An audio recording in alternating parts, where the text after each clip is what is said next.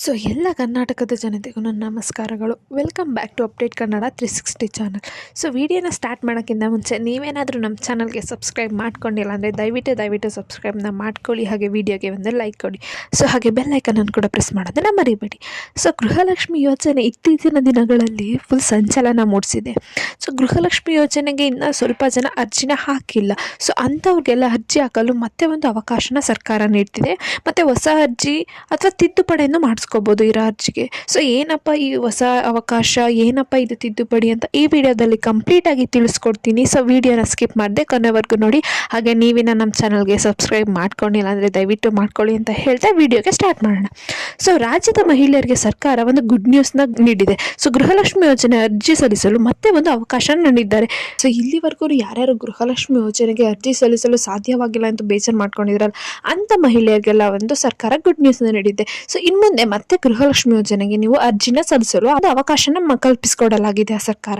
So ಸರ್ಕಾರದ ಮಹತ್ವಾಕಾಂಕ್ಷಿ ಯೋಜನೆಗಳಲ್ಲಿ ಒಂದಾಗಿದೆ ಗೃಹಲಕ್ಷ್ಮಿ ಯೋಜನೆ ಅಡಿಯಲ್ಲಿ ಸಾಕಷ್ಟು ಮಹಿಳೆಯರು ಪ್ರತಿ ತಿಂಗಳು ತಮ್ಮ ಖರ್ಚಿಗೆ ಅನುಕೂಲವಾಗುವಂತೆ ಸರ್ಕಾರದಿಂದ ಉಚಿತ 2,000 ರೂಪಾಯಿಗಳನ್ನು ಪಡೆಯುತ್ತಿದ್ದಾರೆ. ಸೊ ಯಾರೆಲ್ಲ ಕೆಲವು ಸರ್ಕಾರಗಳ ನೀತಿ ನಿಯಮಗಳನ್ನು ಪಾಲಿಸಿ ಅಪ್ಲಿಕೇಶನ್ ಹಾಕಿದ್ರಲ್ಲ, ಅಂತ ಬಹುತೇಕ ಮಹಿಳೆಯರಿಗೆ ಕೂಡ ಆಗ ಪ್ರತಿ ತಿಂಗಳು 2,000 ರೂಪಾಯಿ ಬಂದು ಖಾತೆಗೆ ಜಮಾ ಆಗ್ತಿದೆ. ಸೊ ನೀವು ನಿಮ್ಮ ಹತ್ತಿರದ ಗ್ರಾಮವನ್ನ ಸೇವಾ ಕೇಂದ್ರಗಳಿಗೆ ಹೋಗ್ಬಿಟ್ಟು ಗೃಹಲಕ್ಷ್ಮಿ ಯೋಜನೆಯಲ್ಲಿ ಏನೇ ಸಮಸ್ಯೆ ಇದ್ರೂ ನೀವು ಅಲ್ಲಿ ಪರಿಹರಿಸ್ಕೊಳ್ಬಹುದು. ಉದಾಹರಣೆಗೆ ಏನಪ್ಪಾ ಅಂದ್ರೆ ಗೃಹಲಕ್ಷ್ಮಿ ಯೋಜನೆ ಆರಂಭವಾದ ನಂತರ ರೇಷನ್ ಕಾರ್ಡ್ನಲ್ಲಿ ಮೊದಲನೇ ಹೆಸರು ಮನೆ ಯಜಮಾನಿಯದ್ದೇ ಆಗಿದ್ರೆ ಮಾತ್ರ ಹಣ ವರ್ಗಾವಣೆ ಮಾಡ್ತೀವಿ ಅಂತ ಆದೇಶನ ಹೊರಡಿಸಿದ್ರು. ಸೊ ಈ ಹಿನ್ನೆಲೆಯಲ್ಲಿ ರೇಷನ್ ಕಾರ್ಡ್ನಲ್ಲಿ ಯಜಮಾನನ ಹೆಸರಿನ ಬದಲು ಮನೆಯ ಒಡತಿ ಹೆಸರನ್ನು ಸೇರಿಸಿದ್ರು. ಆದರೆ ಕೆಲವು ತಾಂತ್ರಿಕಗಳ ದೋಷಗಳಿಂದಾಗಿ ಈ ಹೆಸರು ಬದಲಾವಣೆ ಪ್ರಕ್ರಿಯೆಯಲ್ಲಿ ಸಂಪೂರ್ಣವಾಗಿರಲಿಲ್ಲ ಇಲ್ಲಿವರೆಗೂ. ಮತ್ತೆ ಅದೇ ರೀತಿ ಆಧಾರ್ ಕಾರ್ಡ್ ಬ್ಯಾಂಕ್ ಖಾತೆಗೆ ಹಾಗೂ ರೇಷನ್ ಕಾರ್ಡ್ಗೆ ಲಿಂಕ್ ಆಗಿರುವುದು ಕಡ್ಡಾಯವಾಗಿದೆ.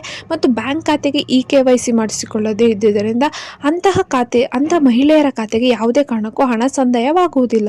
ಸೊ ಹೀಗಾಗಿ ಗ್ರಾಮ ಒನ್ನಲ್ಲಿ ನೀವು ಯಾವುದೇ ಸಮಸ್ಯೆ ಇದ್ರೂ ನೀವು ಅಲ್ಲಿ ಪರಿಹರಿಸ್ಕೊಳ್ಬೋದು.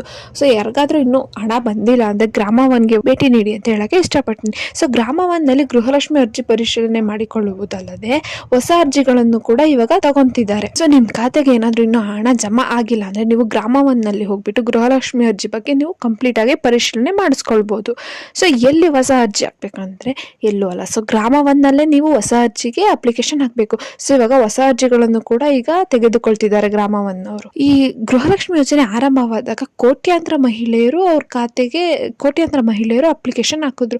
ಸೊ ಕೋಟ್ಯಾಂತರ ಮಹಿಳೆಯರು ಖಾತೆಗೆ ನೇರವಾಗಿ ಹಣ ಜಮಾ ಮಾಡುವ ಪ್ರಕ್ರಿಯೆಯಲ್ಲಿ ಸೊ ಕೆಲವೊಂದು ತಾಂತ್ರಿಕಗಳು ದೋಷ ಆಗಿದೆ. ಸೊ ಅಷ್ಟು ಜನಕ್ಕೆ ಅವರು ಇದೇ ಡೇಟಲ್ಲಿ ಇಂಥ ಟೈಮಲ್ಲಿ ಹಾಕ್ಬೇಕಂದ್ರೆ ಸ್ವಲ್ಪ ಕಷ್ಟ ಆಗುತ್ತೆ. ಸೊ ಇದರಿಂದಾಗಿ ರಾಜ್ಯದಲ್ಲಿ ವಾಸಿಸುವ ಎಷ್ಟೋ ಒಂದು ಲಕ್ಷಾಂತರ ಮಹಿಳೆಯರಿಗೆ ಈ ಯೋಜನೆಯನ್ನು ಪಡೆದುಕೊಳ್ಳಲು ಆಗಿರಲಿಲ್ಲ.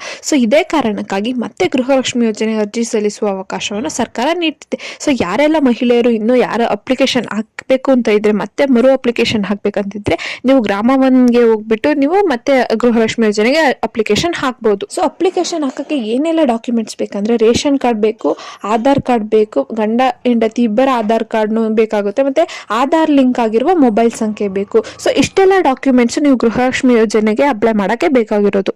ಸೊ ಯಾರ್ಯಾರೆಲ್ಲ ಗೃಹಲಕ್ಷ್ಮಿ ಯೋಜನೆಗೆ ಅಪ್ಲೈ ಮಾಡಕ್ ಆಗಲ್ಲ ಅಂದ್ರೆ, ಸೊ ಈಗ ಯಾರಾದ್ರೂ ಟ್ಯಾಕ್ಸ್ ಪೇ ಮಾಡ್ತಿದ್ರೆ ಅಂತವ್ರಿಗೆ ಅವಕಾಶ ಇರಲ್ಲ. ಮತ್ತೆ ಕುಟುಂಬದ ಮೊದಲ ಮಹಿಳೆ ಅಥವಾ ಯಜಮಾನಿ ಮಾತ್ರ ಅವಕಾಶನ ಪಡೆದುಕೊಂತಾರೆ. ಮತ್ತೆ BPL ಕಾರ್ಡು, ಅಂತ್ಯೋದಯ ಕಾರ್ಡ್ ಹೊಂದಿರುವವರು ಮಾತ್ರವಲ್ಲದೆ APL ಕಾರ್ಡ್ ಹೊಂದಿರುವ ಮಹಿಳೆಯರು ಅರ್ಜಿನ ಸಲ್ಲಿಸಬಹುದು. ಮತ್ತೆ ಸರ್ಕಾರಿ ಉದ್ಯೋಗದಲ್ಲಿರೋ ಮಹಿಳೆಯರು ಅರ್ಜಿನ ಹಾಕಕ್ಕಾಗಲ್ಲ. ಸೊ ಮತ್ತೆ ಯಾರಾದ್ರೂ ಅಪ್ಲಿಕೇಶನ್ ಹಾಕಬೇಕು ಗೃಹಲಕ್ಷ್ಮಿಗೆ ಅಂದ್ರೆ ದಯವಿಟ್ಟು ಗ್ರಾಮ ಒನ್ ಕೇಂದ್ರಕ್ಕೆ ಭೇಟಿ ನೀಡ್ಬಿಟ್ಟು ಮತ್ತೆ ಅರ್ಜಿನ ಹಾಕುವಂತೆ. ಸೊ ಈ ಪುಟ್ಟು ಮಾಹಿತಿ ನಿಮ್ಗೆ ಇಷ್ಟ ಆಗಿದೆ ಅನ್ಕೊಂತೀನಿ. ನೀವಿನ ನಮ್ಮ ಚಾನಲ್ಗೆ ಸಬ್ಸ್ಕ್ರೈಬ್ ಮಾಡ್ಕೊಂಡಿಲ್ಲ ಅಂದ್ರೆ ದಯವಿಟ್ಟು ಸಬ್ಸ್ಕ್ರೈಬ್ನ ಮಾಡ್ಕೊಳ್ಳಿ. ಹಾಗೆ ವಿಡಿಯೋಗೆ ಒಂದು ಲೈಕ್ ಕೊಡಿ. ಸೊ ಏನೇ ಪ್ರಾಬ್ಲಮ್ ಇತ್ತು ಅಂದ್ರೆ ಕಮೆಂಟ್ನ ಮಾಡಿ. ಧನ್ಯವಾದಗಳು.